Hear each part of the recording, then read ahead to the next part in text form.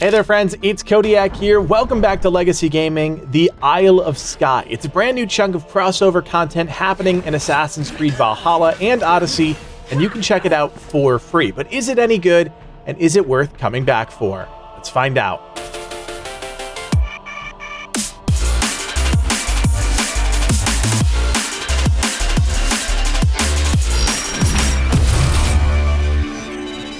I'll be honest with you guys, I've been a little burnt out from Assassin's Creed Valhalla lately. We've created a couple hundred videos at this point. I've clocked more hours than I could possibly count. And yeah, I think it's safe to say I've had my fill. But when I heard Eivor and Cassandra were going to cross paths, I was immediately hooked. Let me just say this right out of the gate. I really enjoyed my time with the Isle of Skye update. It's a great bite of narrative content that provides players with a bit more character building. And straight up, it's just fun to see two iconic characters interacting.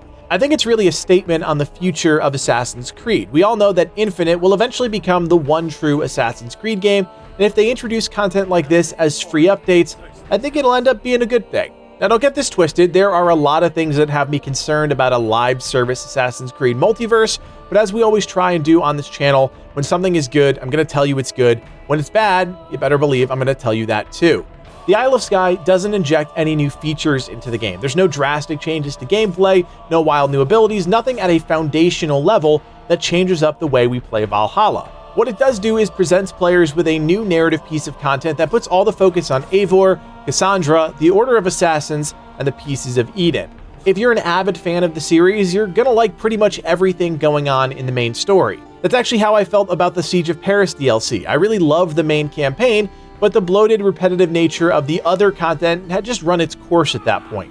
Isle of Skye cuts out all of that stuff. There are only 2 new items up for grabs, and yes, we do have videos up on the channel about both of those, but it's also a decent-sized map, not too big, not too small, and it makes getting around still feel like an adventure without being arduous. It's a good balance, that's what I'm getting at, and because the focus is really on Cassandra and reintroducing her to players, I think the team nailed that aspect of this update. What I will say is that there are definitely some moments where the story falls extremely flat, borderline cringy, and while I won't spoil any of that here, let's just say this could have stopped about 15 to 30 minutes ahead of where they actually did. The ending, not the climactic ending, but like the last bit of content in this update, just really left me deflated after what I thought was genuinely some cool storytelling. One of my favorite cutscenes in all of Assassin's Creed Valhalla actually happens in the Isle of Skye update, and we do actually have it as a dedicated video on the channel if you wanted to check it out. It is a spoiler, of course, but hats off to the team for that, because it's a great bit of storytelling, some great animations, all in all, a really memorable moment. One I'm not soon to forget, and I'm not just saying that, it was genuinely awesome. So getting back to the real point of this video, is the Isle of Skye update worth coming back for? I'd say yes, and I'm even a bit surprised at myself for saying that because, truth be told, like I said in the intro, I was a little bit burnt out of Assassin's Creed. But the truth is, the honest truth, is that Ubisoft focused on what they do best, telling a solid narrative-driven story. It was about people, places, and things, and having 2 iconic characters interacted, supported by their very talented voice actors, really helped solidify the story as something worth caring about. There are a few missteps along the way, but the Isle of Skye is worth checking out just to see the interactions between Eivor and Cassandra.